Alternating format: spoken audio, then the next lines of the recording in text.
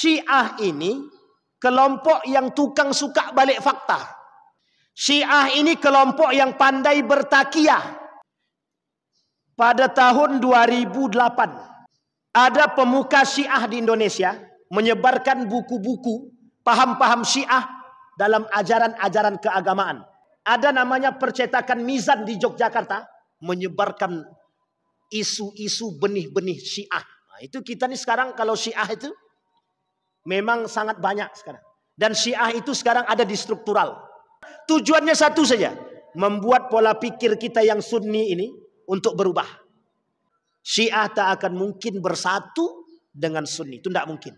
Itu musuh nyata kita, pengkhianat terbesar dalam Islam.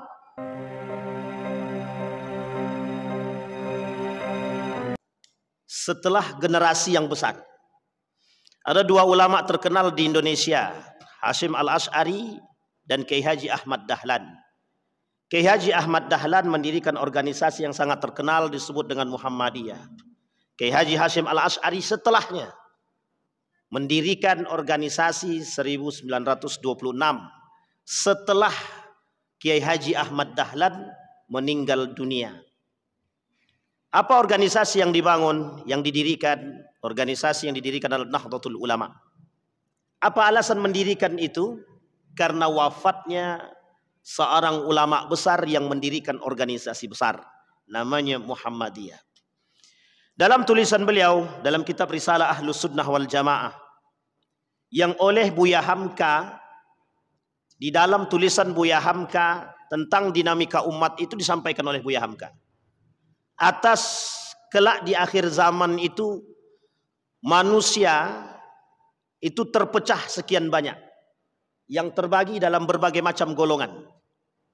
Di dalam hadis baginda Nabi Muhammad SAW, setidaknya Nasrani itu terbagi 71, sementara Yahudi terbagi 72. Tapi kemudian Ahlus Sunnah wal Jamaah atau Islam itu sendiri terbagi 73.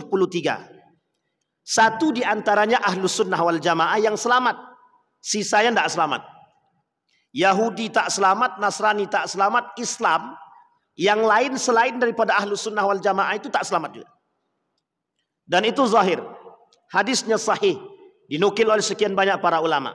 Pertanyaannya adalah, apa makna daripada 73 golongan, kata Nabi? Terpecah menjadi 73 golongan itu maknanya apa? Itu ternyata bahasa oleh para ulama hadis kiasan. Majelis Ulama Indonesia, khusus di Indonesia saja, ada 1000 lebih aliran sesat. Itu Majelis Ulama Indonesia rilis 1000 lebih. Dalam tulisan Majelis Ulama Indonesia ada 10 karakter daripada aliran sesat yang dianggap sesat oleh Majelis Ulama Indonesia. Pertanyaannya, yang tadinya 73 di Indonesia saja 1000 lebih. Maka kata Ibnul Qayyim Al-Jauziyah, saya mengutip dan menukil perkataan Ibnul Qayyim Al-Jauziyah, fitnah yang terbesar kelak di akhir zaman itu cuma 2, syubhat dan syahwat. Nah, persoalan syubhat itu persoalan yang paling berbahaya lagi, yang kelak melahirkan tahayul bid'ah dan khurafat, yang menjadi agenda besar daripada pemurnian akidah pada masanya, post-puritanism. Siapa yang mempelopori hal tersebut? Kiai Haji Ahmad Dahlan pada masanya. Untuk kilas balik Indonesia, yang kemudian pada masa itu todongan banyak yang menganggap bahwa apa yang dilakukan Kiai Haji Ahmad Dahlan itu adalah bentuk daripada pengacauan umat dan pembelah. Mereka tuduh begitu. Alasannya kenapa? Alasannya menghapus yang disebut dengan bid'ah, tahayul dan khurafat, yang kelak di akhir zaman itu menjadi fitnah terbesar. Dalam bahasa lain fitnah syubhat. Anak daripada fitnah syubhat itu kelak ada namanya bid'ah. Dan Nabi bilang dalam hadisnya, kelak di akhir zaman itu, kata Nabi, pelaku-pelaku bid'ah itu bertebaran. Dan sangat banyak sekali. Bapak Ibu sekalian yang berbahagia, pada masa baginda Nabi Muhammad SAW hidup, Masa Nabi masih hidup. Itu nabi palsu setidaknya 7 orang pada masa Nabi hidup. Itu ada 7. Nabi masih hidup. Sampai Nabi bilang begini, satu ketika Nabi ingin memberikan harta rampasan kepada para sahabat, diberikan kepada para pejuang. Datang seorang pemuda bernama Dzulkhuwaisirah. Ini perlu diingat baik-baik nama ini.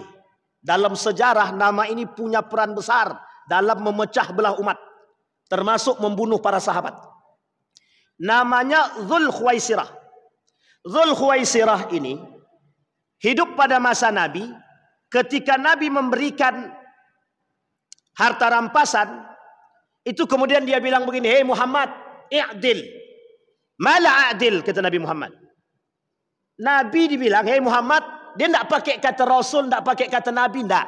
Dia bilang, "Hei Muhammad, yang adil dong," kata dia. Tapi kemudian Nabi bilang, "Kalau aku tak bisa berlaku adil, siapa yang bisa berlaku adil?" Kata Nabi. Kata Umar bin Khattab, "Pokoknya Nabi kita bunuh aja nih orang. Dak niat naktul," kata dia. Ini Umar bin Khattab, karakter dia. Umar paling anti dengan kesesatan, paling anti. Sehingga bagi Umar kesesatan itu, bagi pelaku kemusyrikan itu nyata. Bapak Ibu sekalian yang berbahagia, di dalam Al-Quran ada 3 kalimat yang harus kita pahami. Yang pertama ada yang disebut dengan kafaru. Kalimat kafaru ini itu disandarkan kepada siapa? Dalam Al-Quran ada disebut 2 golongan. Kafaru ini Yahudi wan Nasara. Pertanyaannya, Nasara ini siapa?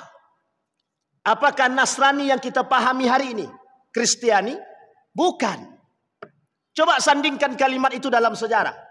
Nasara itu bagian daripada orang-orang Yahudi yang pengikut daripada Nabi Isa, yang mengaku mengikuti Nabi Isa. Pertanyaannya, yang mengikuti Nabi Isa ini siapa? Bani Israel. Yang kelak dari Bani Israel ini muncul kelompok yang disebut dengan Yahudi. Maka para ulama Quran mengatakan yang disebut dengan kafaru ini siapa? Yahudi wan Nasara. Kemudian ada kalimat selanjutnya di dalam Al-Quran, namanya asyraku, yang diberi gelar musyrikun. Siapa musyrikun di situ? Ma'adal Yahud wan Nasara, selain daripada Yahudi dan Nasrani. Majusinya masuk. Maka ada yang mengatakan, mohon maaf jangan tersinggung, ada yang mengatakan majusinya hari ini itu Syiah. Majusinya hari ini Syiah. Bahkan ada yang lebih frontal mengatakan, seorang alumni India dan mengambil jurusan Al-Quran di Universitas Islam Madinah, apa kata dia? Musyrikunul yaum, orang musyrik hari ini itu majusil ad, majusi sekarang. Siapa mereka? India. Sampai berani dia katakan India. Kenapa dia katakan India? Laisan minan Nasara, mereka bukan dari orang Nasara. Dan ini poin penting, Pak. Asyraku, orang-orang musyrik. Pertanyaannya, siapa orang-orang musyrik di sini? Yang menyembah selain daripada Allah. Atau orang muslim yang menyembah selain daripada Allah, atau menduakan Allah. Masuk dalam kategori asyraku. Yang menyembah patung, musyrik. Yang menyembah matahari, musyrik. Yang menyembah api, yang menyembah dan lain sebagainya, masuk dalam kategori musyrikun. Ternyata yang dimaksud asyraku dalam Al-Quran adalah mereka ini. Nah, maka dikatakan majusinya dari golongan umat muslim itu, sebagian ulama mengatakan Syiah sekarang. Nah, tapi ini tak ada kaitan antara perang perang Israel dengan Iran ya. Nanti kapan-kapan kita sikat itu. Tapi poin pentingnya di situ, Pak. Asyrakunya di situ. Maka Yahudi dan Nasara dan asyraku, orang-orang musyrik. Yahudi dan Nasara masuk dalam kalimat kafaru, orang-orang yang kafir. Jelas apa makna kafir tersebut? Menutupi diri daripada kebenaran. Yahudi menentang Tuhan, Bani Israel, dan itu pengkhianatan yang pernah mereka lakukan. Nasara sama, yang menyalib Nabi Isa alaihissalam dalam pandangan mereka, meskipun bukan Nabi Isa yang disalib. Kembali kepada poin tadi. Pada masa Nabi Muhammad SAW hidup bergandengan Yahudi, Nasara di Madinah. Dan uniknya, hidup di masa Nabi juga yang bersanding dengan Nabi bukan hanya Yahudi, bukan hanya Nasara, tapi juga al-munafiqun. Yahudi sempat masuk Islam ketika kiblatnya masih di Masjidil Aqsa. Kata kaum Yahudi, kami akan tetap bersama dengan Muhammad dan kami Muslim. Setelah perintah atau turun, apa yang turun? Ayat, fawalli wajhaka syatral Masjidil Haram. Hadapkan wajahmu ke Masjidil Haram. Apa kata kaum Bani Israel? Atau apa kata kaum Yahudi? Kami tidak beriman kepada Muhammad. Liyuthabbita bihi fuad. Nah, Allah pengen tahu di antara ketika berpalingnya Masjidil Haram, Masjidil Aqsa atau kiblat ke Masjidil Haram, itu yang pertama kali murtad itu kaum Yahudi. Apa kata kaum Yahudi? Kami tak sejalan dengan Muhammad. Coba bayangkan. Itu ketika berpaling. Hidup di masa Nabi, Yahudi, Nasara. Dan paling berbahaya, kata Nabi di antara dua ini, jelas kekufuran mereka, tapi ada para pelaku-pelaku musyrikun yang dikategorikan munafiqun. Orang munafik hadir pada masa Nabi. Nabi masih hidup, munafik ada. Uniknya, orang munafik masa Nabi bangunnya masjid. Yang dibangun masjid. Sampai diabadikan oleh Allah dalam Al-Quran, Masjid Dirar. La ta'tadu. Jangan kalian jadikan Masjid Dirar itu untuk masuk ke dalamnya, karena akan menyesatkan. Karena tujuan Masjid Dirar itu, tujuannya Nabi pulang dari perang Tabuk, masuk masjid, Nabi dibunuh. Cuman itu tujuannya, tidak ada yang lain. Karena sakit hati, kekuasaan, jabatan, tempat diambil alih oleh baginda Nabi. Tak lama setelah Masjid Kuba dibangun Masjid Nabawi, setelah itu mereka bangun yang disebut dengan Masjid Dirar. Kembali kepada poin tadi. Pertanyaannya, apakah dinamika umat muslim ketika itu di Madinah? Kita tidak merujuk kepada Mekah, nanti kita lihat. Dinamika umat Islam pada masa baginda Nabi Muhammad SAW di Madinah berhadapan dengan musuh yang sangat nyata. Musuh yang nyata kata Nabi, hum min ahlina. Mereka dari golongan kami. Gitu. Siapa mereka? Al-munafiqun. Sehingga Bapak Ibu sekalian yang berbahagia, al-munafiqun ini kelak punya generasi-generasi yang panjang. Salah satu di antara mereka adalah yang bernama Dzul Khuwaisirah. Dzul Khuwaisirah ahlul Quran wa yahfadzul Quran. Dia ahli Al-Quran. Tapi ketika dia berkata sama Nabi, "Hei Muhammad, adillah." Tapi kemudian Umar bin Khattab, bunuh aja nih orang. Kata Nabi, tinggalkan dia. Akan muncul dari golongan kalian, akan muncul dari umat-umat setelah kalian itu orang-orang seperti dia. Baca Quran cuma sampai di tenggorokan. Dan itu kelak yang akan melahirkan aliran-aliran politik dan akidah dalam Islam. Dan dinamika umat itu setelah baginda Nabi Muhammad SAW ditentukan setelah wafatnya Umar bin Khattab. Kita lihat dalam sejarah. Pada masa baginda Nabi Muhammad SAW, 7 nabi palsu muncul sekaligus. Tidak satu-satu Pak, muncul sekaligus. Kalau sekarang kan nabi palsu tak banyak. Cuman satu-satu setiap masa. Gitu. Tapi mungkin makin zaman, makin akhir, makin banyak yang mengaku nabi. Uniknya, di akhir zaman tuh, tidak ada yang mengaku setan aja. Tapi ngaku nabi ada, ngaku Tuhan ada, ngaku malaikat ada. Yang tidak mau ngaku jadi setan tuh tidak mau dia. Tapi perilakunya lebih parah daripada Fir'aun. Itu banyak di akhir zaman. Boleh Bapak Ibu buka dalam Abwabul Fitan atau Kitabul Fitan. Karangan dalam kitab Sunan Abi Daud. Dalam kitab Sunan Ibnu Majah. Itu persoalan fitan itu persoalan karakter-karakter Fir'aun. Yang Allah sebutkan 16 karakter dalam Al-Quran. Di beberapa surat. Satu di antaranya karakter-karakter congkak, angkuh. Dan itu semua ada. Nah, kembali kepada poin tadi Bapak Ibu sekalian yang berbahagia. Pada masa Nabi 7 nabi palsu. Wafat baginda Nabi Muhammad SAW, tersisa 3 nabi palsu. Antara lain di antaranya adalah Musailam al-Kadzab yang oleh Abu Bakr Siddiq diperangi. Pertanyaannya, apa alasan Abu Bakar memerangi nabi palsu? Alasannya sederhana. Tidak ada agama yang lebih baik dan tidak ada kesesatan yang nyata kecuali dengan munculnya nabi palsu. Maka nabi oleh para ulama disebut dengan akhirul anbiya wa akhiruz zaman. Nabi paling terakhir dan nabi di akhir zaman. dalam kitab Armageddon. Tanda kiamat kecil pertama itu lahirnya baginda Nabi. Yang kedua wafatnya baginda Nabi Muhammad SAW. Jadi kelahiran Nabi itu sebagai tanda akhir zaman. La Nabi ya ba'da, tak ada Nabi setelah itu. Coba kalau ada orang yang mengaku Nabi, itu muskilah. Masalahnya di mana? Masalah dalam keyakinan. Ya ini masalah kita, Pak. Mengapa ada Nabi palsu? Penyimpangan akidah. Mengapa ada Nabi palsu? Ada orang yang mengaku mendapat wahyu. Uniknya, baru-baru ini, setahun yang lalu, ada orang yang mengaku dapat wahyu. Dan mengaku jadi Nabi. Nah, ini poin penting, Pak. Kok bisa di tengah luasnya umat muslim yang beragama, yang beriman, muncul kelompok yang mengaku Nabi dapat wahyu? Pertanyaannya, mengapa? Dan apa sebab?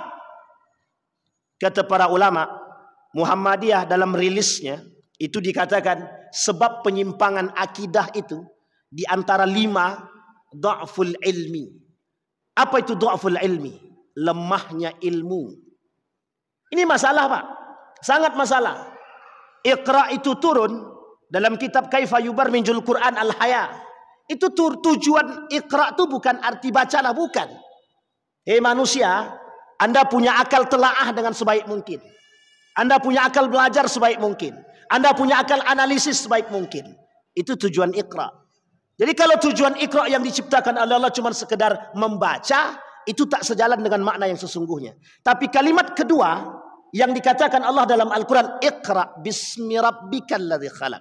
Kalimat ini yang tak boleh kita tinggalkan. Ketika manusia dituntut untuk belajar, tapi ingat, kenal dulu dengan Tuhan. Sehingga ketika mereka beriman kepada Allah, kata Allah, wattaqullaha wa yu'allimukumullah. Orang yang belajar, maka dalam konsep perang pemikiran itu ada 2. Ilmu dibarengi dengan iman, iman dibarengi dengan ilmu. Ilmu tanpa iman itu mesti rusak, mesti rusak. Banyak yang bergelar profesor tapi menyesatkan itu banyak. Banyak sekali. Tak perlu saya sebutkan. Kalau saya sebutkan kaget semua kita. Dan mereka rata-rata bergelar profesor. Yang kedua, orang beragama tapi tanpa ilmu. Sesat dan menyesatkan. Dha'ful ilmi menyebabkan munculnya syubhat dalam agama. Apa kata Wahbah Zuhaili? Maaf, bukan Wahbah Zuhaili. Syekh Mutawalli Sya'rawi. Syubhat terbesar itu dan bid'ah terbesar itu ada terletak pada urusan agama. Itu yang terjadi. Musailamah al-Kadzab itu kesombongan dia cuma satu saja. Dia merasa dapat wahyu karena kehebatan dia ahli syair. Waktu itu orang yang ahli syair itu sangat terhormat sekali. Sehingga oleh Musailamah al-Kadzab merasa punya kelebihan dalam syair, merasa punya kelebihan dalam bahasa Arab. Dia coba buat syair tentang tandingan Al-Quran. Lebih tepatnya dalam ilmu gajah. Di Al-Quran ada al-fil. Mereka buat juga al-fil. Tapi maknanya berbeda. Diketawakan oleh pengikutnya Musailamah al-Kadzab. Ngamuk dia. Kata Musailamah al-Kadzab, kalian ketawakan pemimpin kalian, nabi kalian. Oleh Abu Bakar diperangi, Pak. Jadi pekerjaan Abu Bakar ketika itu berat. Sangat berat sekali. Kita sekarang ini tidak terlalu berat perjuangan kita. Karena pada masa itu, kalau tidak diperangi oleh Abu Bakar, maka bisa dipastikan Islam tak akan pernah kita dengar. Satu. Yang kedua, yang diperangi oleh Abu Bakar, orang-orang murtad. Yang ketiga, orang yang tak mau bayar zakat. Ketiga-tiga poin ini, itu kalau tidak diperangi oleh Abu Bakar pada masanya, itu rusak, serusak-rusaknya. Ketika baginda Nabi wafat, di Mekah, setengah penduduk Mekah murtad. Uniknya di Madinah, Abu Bakar ada, Umar ada, hampir mayoritas itu bertahan, tapi sebagian kecil murtad. Nabi masih ada di situ jasadnya, belum dikuburkan. Coba bayangkan, pertikaian terjadi di antara mereka dalam kondisi Nabi belum dikuburkan. Jadi Bapak Ibu sekalian yang berbahagia, banyak penyebab munculnya dinamika umat Islam pada masa itu. Sehingga baginda Nabi harus berhadapan betul dengan kaum kufar. Orang Yahudi dengan congkaknya. Sampai Nabi mengusir mereka dari Madinah. Uniknya, Kata Nabi, ada orang dari golonganku justru ingin menghancurkan diriku. Namanya al-munafiqun. Dan ini disebutkan dalam Al-Quran di berbagai macam ayat. Dan di berbagai macam surat. Ada di surat Taubah. Ada satu buku judulnya Al-Nifaq wal Munafiqun fi Dawi Surat Taubah. Ada namanya Al-Munafiqun. Dalam surat Al-Munafiqun itu sendiri. Sampai saking seriusnya Allah memberikan persoalan munafik ini, turun satu surat. Dalam surat itu bernama Al-Munafiqun. Pertanyaannya, Al-Munafiqun ini dari golongan umat muslimkah atau munafikkah? Dari golongan umat muslimkah atau orang kafirkah? Munafiqun ini kafir atau orang muslim? Syekh Saleh Fauzan dalam kitabnya Aqidah. Syekh Saleh Fauzan dalam kitabnya Aqidah menuliskan an-nifaq terbagi dua. Nifaqul asghar wal akbar. Dan itu dari golongan orang-orang muslim. Izharul Islam wa ibtalul kufri. Munafik semua. Pertanyaannya adalah, kapan munculnya aliran-aliran itu? Apakah secara eksplisit muncul pada masa Nabi? Tak. Pada masa Nabi, benih-benih kerusakan itu muncul. Tapi lebih tepatnya setelah wafatnya Umar bin Khattab. Jadi Umar bin Khattab oleh Nabi disebut sebagai pintu. Pintu penghalang fitnah. Dalam kitab Mauqiful Al-Fitan fi Mauqiful Ulama. Mauqiful Ulama fil Fitan. Sikap para ulama dalam persoalan fitnah. Satu di antaranya dalam kitab tersebut dibahas persoalan pertama. Ketika pintu ini terbuka, maka semua fitnah mengalir. Hudzaifah tanya, atadruna man huwal bab? Tahu kalian siapa pintu tersebut? Dijawab oleh para sahabat, tidak ada yang tahu. Kata Hudzaifah bin Yaman, huwa Umar bin Khattab. Apa yang terjadi? Wafat Umar bin Khattab, semua fitnah-fitnah itu terbuka.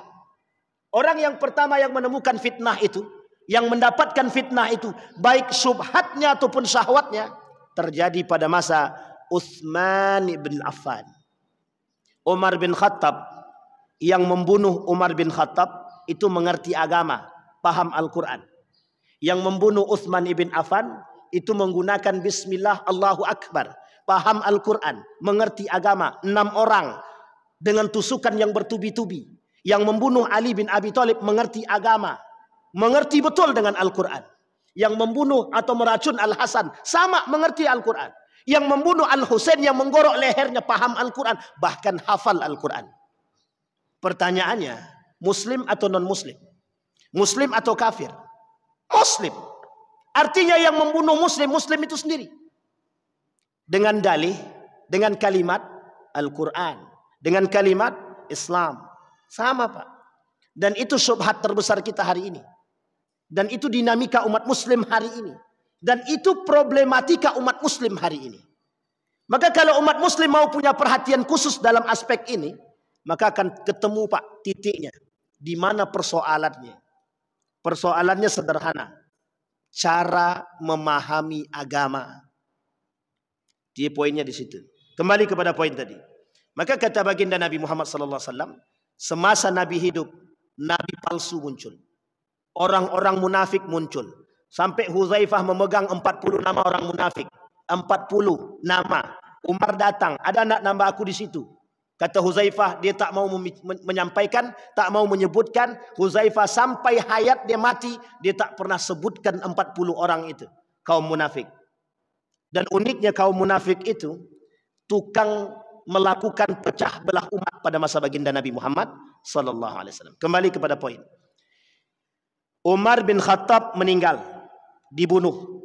Fitnah mulai bermunculan. 6 tahun kepemimpinan Utsman bin Affan, semua menyayangi Utsman bin Affan. 6 tahun terakhir muncul sebuah fitnah. Disitulah datangnya para Utsman bin Affan dari Mesir. Yang ketika itu terindikasi, mohon maaf, ketika itu terindikasi mengikuti paham yang mereka katakan kami pengikut Ali bin Abi Thalib. Propaganda yang mereka bangun ketika itu untuk merusak citra Ali bin Abi Thalib, yang setelah itu Ali bin Abi Thalib bertikai dengan Siti Aisyah yang disebut diabadikan dalam sejarah nama perangnya Perang Jamal. Tidak ada pertumpahan darah. Ketidakpercayaan Siti Aisyah kepada Ali bin Abi Thalib yang tidak bisa menumpas. Ali tak tahu menahu. Setelah terbunuh Utsman, Ali datang. Pembunuhnya sudah nggak ada. Pembunuhnya udah nggak ada. Yang tersisa istri dia yang masih hidup dalam kondisi tangan yang patah dan dipatahkan.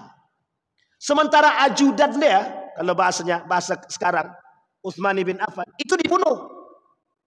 Jadi yang membantu Utsman dibunuh. Istri dia patah tangan dia, dipatahkan. Jadi jangan salah Pak. Pembunuhan pada masa Utsman itu sadis. Pada masa Ali sadis. Dan paling sadis lagi nanti pada masa Al-Husain. Dan yang dilakukan dalam bentuk kebahagiaan. Mengatasnamakan Allah. Mengatasnamakan Islam. Apa kata mereka? Ya Allah, aku serahkan jasad Utsman ibn Affan untukmu. Atas kezaliman yang dia buat. Coba bayangkan. Sahabat Nabi yang sudah dipastikan masuk Islam. Bertikai Ali dengan Aisyah. Karena Ali oleh Nabi sudah disampaikan dalam hadis. Kata Nabi kepada Ali bin Abi Thalib, sini. Kelak engkau akan bertikai dengan Ummul Mukminin. Langsung galau Ali bin Abi Thalib. Maksudnya, waktu itu saya celakakah? Dia bertanya sama Nabi. Jawab Nabi, tidak. Engkau akan menang atas diri dia. Dan jika engkau masih dapatkan dia, letakkan dia kembali di tempatnya. Betul Pak. Ali menang atas Aisyah. Ali biarkan Aisyah kembali ke Madinah. Dan Aisyah tetap di Madinah. Ali pindahkan kerajaan sistem khalifah ketika itu. Dari Madinah pindah ke Kufah. Yang hari ini kita sebut sebagai Irak. Yang dulunya Babilonia. Ini sejarah nih Bapak Ibu, perlu dipahami. Singkat cerita, ini singkat cerita aja nih Pak. Muawiyah tidak terima, kata Muawiyah tidak begitu. Pokoknya Ali harus mencari pembunuh Utsman. Aku tidak akan berbaiat kepada Ali sampai dia temukan.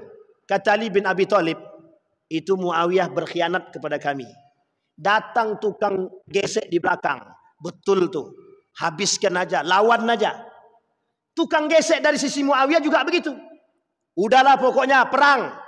Terjadi perang yang disebut dengan perang Siffin. 45.000 yang meninggal dari kalangan Muawiyah. 25.000 yang meninggal dari golongan Ali bin Abi Thalib. Dimenangkan oleh Ali. Muawiyah tahu kondisinya sudah tak baik. Dibuatlah namanya arbitrase. Arbitrase perdamaian. Diikat Al-Quran. Ditombak. Diangkat Al-Quran dalam bentuk perdamaian. Abu Musa al-Asy'ari yang ketika itu menjadi negosiatornya.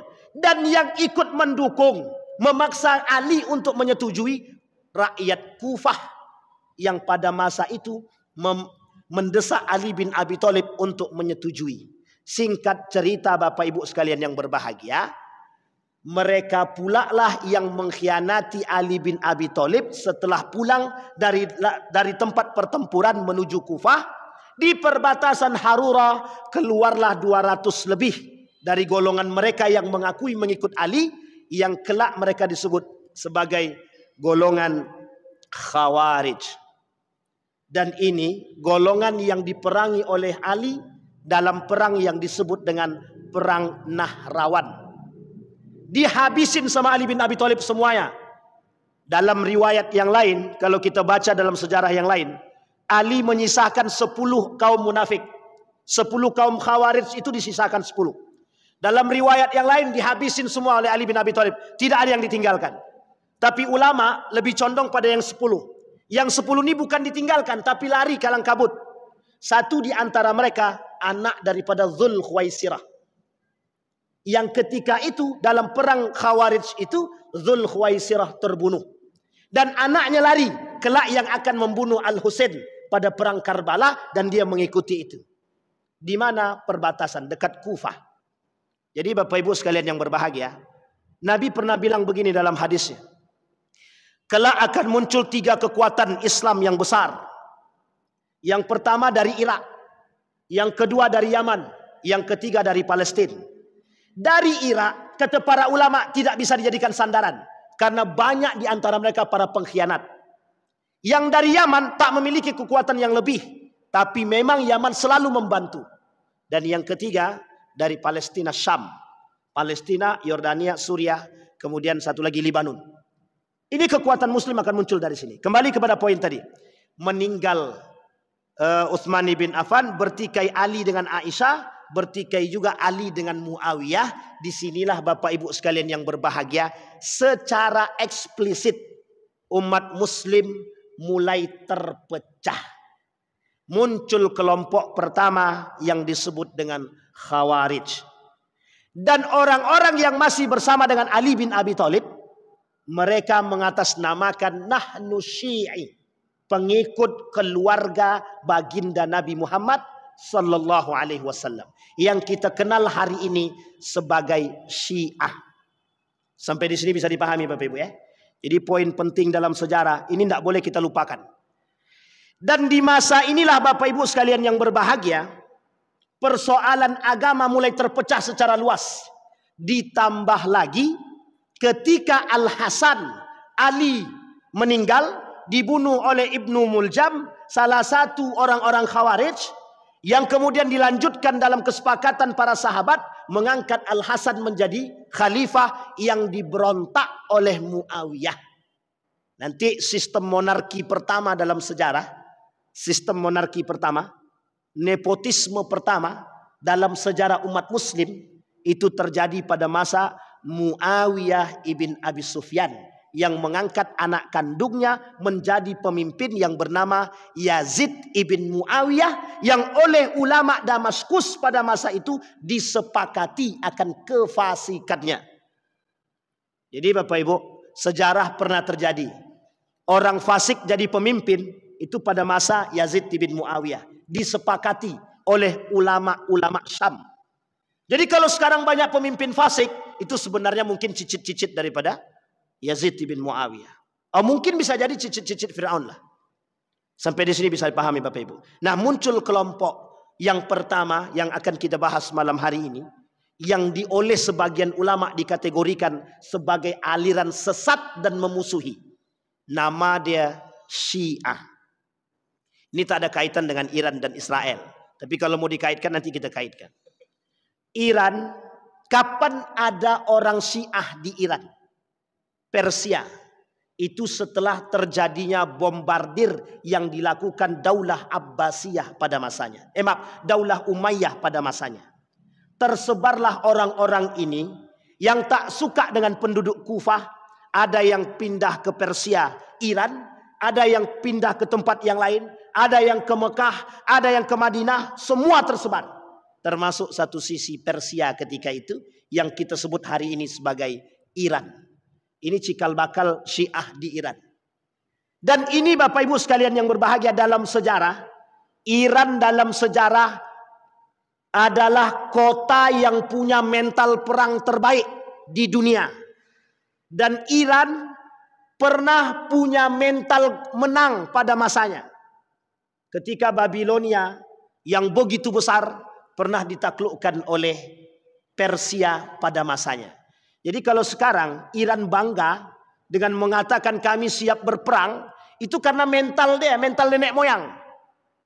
Dulu Iran pernah kerjasama dengan Yahudi untuk menaklukkan Babilonia. Orang Yahudi itu berada di Babilonia. Jadi orang Yahudi di Babilonia berkhianat kepada Iran. Babilonia itu Irak sekarang. Orang-orang Babilonia pengkhianat, Yahudi di Babilonia juga berkhianat. Sehingga ketika itu mudah bagi Persia menaklukkan Babilonia. Singkat cerita Bapak Ibu sekalian yang berbahagia, pada masa dinasti Abbasiyah muncul kelompok yang mengatasnamakan secara eksplisit dan terang-menerang yang disebut dengan Syiah.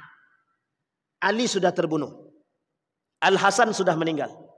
Al-Husain sudah dipotong. Dan pembunuh Al-Husain wal Hasan itu orang-orang Kufah. Dan yang berkhianat kepada Ali orang Kufah. Semuanya Kufah yang kelak menjadi Syiah di sana. Jadi Syiah pertama itu di Kufah, pengkhianat Pak. Irak itu pengkhianat pada masanya. Kalau sekarang wallahu alam, tapi oleh sebagian para pengamat tetap pengkhianat. Karena mereka pernah meminta surat, melayangkan surat kepada Al-Husain untuk kembali ke Irak, untuk memberontak kepada Yazid bin Muawiyah, oleh Yazid ditekan, kalau kalian mau selamat, anak istri kalian masih bisa makan, balik arah. Udah pulang, bubar. Bubar semua. Semua berkhianat kepada Al-Husain. Karena sudah di tengah jalan, mau tak mau lanjut. Akhirnya diarahkan ke Karbala, dibunuh di situ. Dan pembunuhan tersadis dalam Islam itu masuk dalam kategori pembunuhan Al-Husain. Yang oleh Nabi sudah disampaikan ketika Nabi mencium leher daripada Al-Husain. Dan Nabi pernah mencium bibir Al-Hasan. Al-Husain iri sama Nabi, sama Al-Hasan. Kenapa kok Al-Hasan dicium bibirnya sementara aku leher? Disampaikan oleh Nabi kepada anaknya Fatimah. Kelak cucuku akan mati, meninggal setelah melakukan perdamaian. Betul Pak, Al-Hasan itu yang mendamaikan. Dan diracun, dicium di bibir karena kelak diracun. Dicium di leher karena kelak lehernya putus. Dan pembunuh-pembunuh ini, insya Allah kapan waktu kita kaji tentang Karbala. Biar Bapak Ibu tahu sejarah Karbala itu yang sangat-sangat menyakitkan, menyedihkan banget. Uniknya dalam sejarah Karbala itu, anaknya Al-Husain itu, yang baru lahir 6 bulan, itu di samping medan perang di pinggiran Karbala, itu ada sungai. Sedang minum ditembak pakai panah, tembus Pak lehernya leher daripada anak daripada Al-Husain. Cara membunuhnya begitu Pak.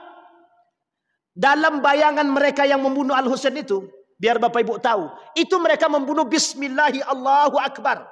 Coba bayangkan. Itu dalam aspek sejarah begitu disampaikan. Maka kalau sekarang kita temukan ada umat muslim membunuh muslim dengan ucapan Bismillah, itu sebenarnya bagian daripada perbuatan yang sama. Dan itu yang terjadi sekarang. Tapi uniknya, sejarah itu terulang. Fir'aun tak disebutkan nama asli. Tujuannya satu saja. Karakter Fir'aun pasti akan terulang. Dan sekarang sudah banyak Fir'aun yang lain. Qarun, banyak Qarun sekarang. Kemudian Haman, penasihat-penasihat ulung dalam kemusyrikan dan kemaksiatan, itu banyak Pak. Dan tidak disebutkan nama asli.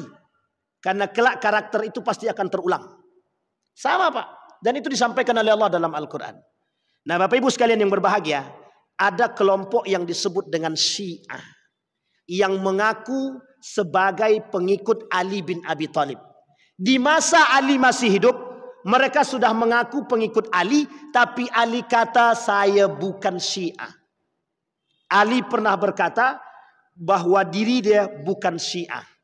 Setelah Ali meninggal, deklarasi Syiah itu lebih tepatnya pada masa dinasti Abbasiyah, ketika Al-Abbas berhasil menumpas kezaliman yang dilakukan oleh dinasti Umayyah. Ini sebenarnya perang saudara karena rasa sakit hati. Abbasiyah sakit hati dengan Umayyah karena merebut paksa kekuasaan dari keluarga Nabi. Al-Abbas merasa dari keluarga Nabi harus mengambil paksa kekuasaan itu dari dinasti Umayyah.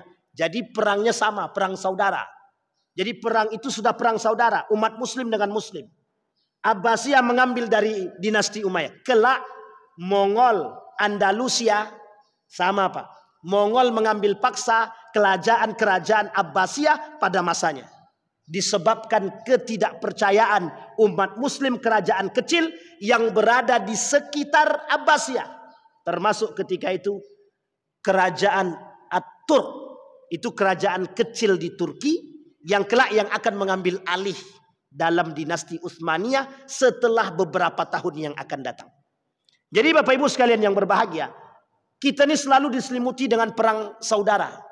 Uniknya, para kaum munafik yang masuk ke dalam itu yang menjadikan provokatornya di situ. Syiah yang memprovokator untuk berperang. Kemudian Syiah juga yang memprovokator lawan untuk berperang. Jadi terjadi adu domba. Kapan Syiah punya pemahaman yang sesat dan menyesatkan? Bukan pada masa dinasti Abbasiyah. Lebih tepatnya setelahnya. Jadi pemahaman Syiah atau sesatnya akidah Syiah itu nanti setelah dinasti Abbasiyah, lebih tepatnya di akhir kepemimpinan dinasti Abbasiyah. Apa kesesatan yang paling nyata? Kesesatan yang paling nyata yang mulai ditonjolkan oleh mereka adalah ketika Ali bin Abi Thalib tidak diangkat menjadi khalifah pada masa Utsman bin Affan. Jadi sakit hatinya sudah mulai tertanam lama. Ada kelompok yang menghasut dalam bentuk provokasi, tapi tidak digubris oleh Ali bin Abi Thalib. Setelah wafat Ali baru digubris. Yang menggubris kebetulan orang-orang mereka yang memaksa Al-Hasan untuk berperang. Yang memaksa Al-Hasan untuk berperang dan yang memaksa Al-Husain untuk tetap ikut. Uniknya Bapak Ibu sekalian yang berbahagia, semenjak Ali bin Abi Thalib tidak diangkat menjadi khalifah, dalam latar kalimat yang disampaikan oleh baginda Nabi Muhammad SAW, Maula ya Ali. Kata Nabi kepada Ali bin Abi Thalib dalam perkumpulan para jamaah dalam haji ketika itu, dipanggil Ali, Ali maju ke depan. Barang siapa yang memuliakan Ali, maka dia telah memuliakanku, kata baginda Nabi. Kalimat ini dipahami oleh kelompok pengikut Ali sebagai latar bahwa Ali lah yang paling berhak menjadi pemimpin setelah baginda Nabi Muhammad SAW. Oleh Abu Bakar. Ini Abu Bakar Bapak Ibu. Kata mereka, nanti kita lihat sejarahnya dalam kitab Nahjul Balaghah dan dalam kitabnya, saya lupa nama kitabnya itu ada dalam kitab itu. Apa kata mereka? Abu Bakar dengan Umar bin Khattab memaksa masuk ke rumah Ali bin Abi Thalib dan Fatimah. Singkat cerita, mereka paksa Fatimah untuk berbaiat kepada Ali bin Abi Thalib. Berbaiat kepada Abu Bakar Siddiq. Tapi Fatimah tidak mau karena baru meninggal ayah tercinta. Singkat cerita, dalam kitab As-Saqifah namanya. Dalam kitab itu didorong oleh Umar bin Khattab pintu rumahnya Fatimah mengenai kepala Fatimah, kemudian Fatimah jatuh. Pintu tersebut berada di atas badan Fatimah, diinjaklah oleh Umar bin Khattab sampai dia wafat. Ini fitnahnya kaum Syiah terhadap Umar bin Khattab dan Abu Bakar ketika mereka meminta baiat kepada Ali bin Abi Thalib dan Fatimah. Sampai akhir hayat memang Fatimah tidak berbaiat kepada Abu Bakar. Ada alasan, ada. Karena Fatimah ketika itu sampai pada masa 6 bulan belum sanggup untuk keluar karena kesedihan yang dialami atas wafatnya ayahanda. Jadi Bapak Ibu sekalian yang berbahagia, Syiah ini kelompok yang tukang suka balik fakta. Nah, ini kalau dikait-kaitkan kan enak sebenarnya Bapak Ibu. Syiah ini kelompok yang pandai bertakiyah. Tahu Bapak Ibu takiyah ya? Pokoknya memutarbalikkan fakta lah. Itu hobi sekali Syiah tuh. Pada tahun 2008, kalau saya tak khilaf, ada pemuka Syiah di Indonesia menyebarkan buku-buku paham-paham Syiah dalam ajaran-ajaran keagamaan di Indonesia. Oleh Majelis Ulama Indonesia dipanggil. Kemudian mereka berangkat ke Iran dan disampaikan di sana kepada pemuka Iran ketika itu, pemuka orang-orang Syiah. Tolong jangan sebarluaskan lagi paham Syiah di Indonesia. Dalam ucapan itu mereka katakan, siap, kami tak akan sebarkan. 2 tahun kemudian, ada namanya percetakan Mizan di Yogyakarta, menyebarkan isu-isu benih-benih Syiah. Nah, itu kita nih sekarang kalau Syiah itu memang sangat banyak sekarang. Dan Syiah itu sekarang ada di struktural. Banyak. Dulu di Pekanbaru ini ada namanya Ustadz, pernah datang ke sini Ustadz Sofwan. Yang pernah diusir oleh Ustadz Roni Chandra. Yang mengisi di hari Rabu. Itu pakar Syiahnya Riau yang dikenal. Yang mengusir Ustadz Sofwan itu. Dan mereka pandai bertakiyah. Mereka tak mau berdebat dalam urusan sholat. Tapi mereka mau berdebat dalam urusan filsafat. Dan itu berperang dalam filsafat. Tujuannya satu saja. Membuat pola pikir kita yang sunni ini untuk berubah. Sehingga mereka, perang Sunni dan Syiah ini terus berkelanjutan. Seorang pakar tafsir, namanya, siapa namanya itu? Penulis kitab tafsir Al-Misbah, Quraisy Shihab. Dalam tulisannya dia tulis begini. Mungkinkah Sunni dan Syiah bersatu? Kalimat itu diulang oleh Ali Khumaini beberapa waktu yang lalu. Hei orang-orang Syiah, udah tidak saatnya kalian untuk menyebarluaskan paham Syiah ke Sunni. Saatnya kita bersatu. Sampai di sini paham Bapak Ibu? Yang dibuat oleh Syiah ketika itu dalam kedustaan yang nyata. Syiah tak akan mungkin bersatu dengan Sunni. Itu tidak mungkin. Syiah itu musuh nyata kita. Pengkhianat terbesar dalam Islam. Selain daripada kelompok yang disebut dengan Khawarij. Nanti Bapak Ibu, di pertemuan selanjutnya mudah-mudahan jika Allah izinkan kita ketemu, kita sampaikan aturan-aturan kesesatan yang dimiliki oleh kelompok Syiah, yang sebagian itu, mohon maaf, sebagian itu masuk dalam tradisi-tradisi umat muslim yang ada di Indonesia. Bahayanya di situ. Itu bagian daripada bid'ah dan syubhat yang harus menjadi perhatian kita kelak terhadap kelompok-kelompok Syiah. Apa kata Erdogan dalam satu pemahaman? Israel itu musuh yang nyata. Kita tetap harus melawan. Tapi Syiah juga musuh kita. Kita harus siap bersikap dengan mereka. Artinya apa? Mendukung Iran saat ini mungkin bagian daripada perbuatan, sikap. Tapi berhati-hati atas problem ideologi Syiah, wajib lebih waspada. Itu Erdogan yang bilang, bukan saya. Tapi saya cuma mentafsirkan maknanya. Kenapa demikian? Ketakutan paham Syiah itu jelas. Jangan salah Bapak Ibu. Syiah itu punya model politik yang tak bisa kita tebak kadang-kadang. Kapan waktu kita bahas dulu kesesatan-kesesatan Syiah. Dan berapa banyak terbagi mereka yang ada di Indonesia. Dan bagaimana sikap Majelis Ulama Indonesia terhadap sikapnya kelompok-kelompok Syiah. Mudah-mudahan ada manfaat bagi kita semua. Mudah-mudahan bisa diambil pelajaran. Mudah-mudahan kita punya sikap yang baik terhadap aliran-aliran dan golongan-golongan yang menyesatkan. InsyaAllah kita semua husnul khatimah. Fa'tabiru ya ulil absar la'allakum tuflihun. Assalamualaikum warahmatullahi wabarakatuh.